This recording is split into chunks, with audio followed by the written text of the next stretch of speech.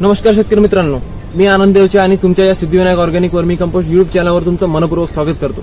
जर तुम्ही वर्मी कंपोस्ट तयार करत असाल तर तुम्हाला एक प्रश्न नक्कीच असेल की आमच्या वर्मी कंपोस्टमध्ये एनपीके आणि इतर पोषक द्रव्ये कशी वाढवायची। तर आजच्या या व्हिडिओमध्ये आपण वैज्ञानिक पद्धतीने जाणून घेणार आहोत की कोणता कच्चा माल कोणत्या अन्नद्रव्यांसाठी उपयुक्त असतो आणि उत्तम दर्जाची वर्मी कंपोस्ट तयार करताना कोणत्या गोष्टी महत्त्वाच्या आहेत। चला तर सुरू करूया।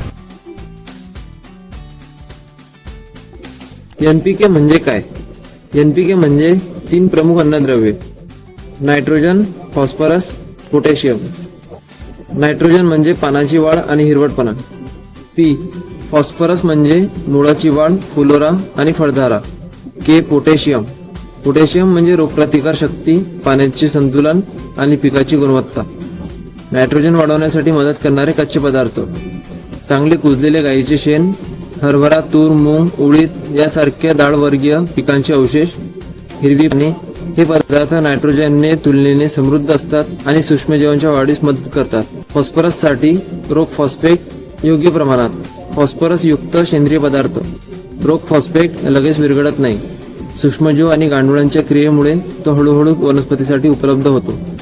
पोटॅशियम वाढवण्यासाठी केळीच्या साली, ऊसाचा प्रेसमट किंवा चोथा, लाकडाची राख फक्त अल्प प्रमाणात। जास्त राख वापरल्यास पीएच वाढू शकतो, त्यामुळे प्रमाण महत्त्वाचे आहे। दर्जेदार वर्मी कंपोस्टसाठी सूक्ष्म अन्नद्रव्येही महत्त्वाचे आहेत। यासाठी विविध झाडाची पाने, निंबाची पाने, इतर विविध वनस्पती अवशेष यामुळे वर्मी कंपोस्ट अधिक संतुलित होण्यास मदत होते।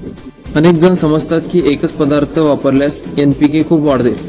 हे पूर्णपणे बरोबर नाही। वर्मी कंपोस्टची गुणवत्ता खालील गोष्टीवर अवलंबून असते: कच्चा माल, त्याचे योग्य मिश्रण, ओलावा 60 ते 70%, तापमान 20 ते 30 डिग्री सेल्सिअस, बेडमध्ये हवा खेळती राहणे, गांडुळांची संख्या आणि त्याची कार्यक्षमता, सूक्ष्मजीवांची सक्रियता। वैज्ञानिक टिप: जर तुम्हाला उच्च दर्जाचे वर्मी कंपोस्ट तयार करायचे असेल तर एकाच प्रकारचा कच्चा माल वापरू नका।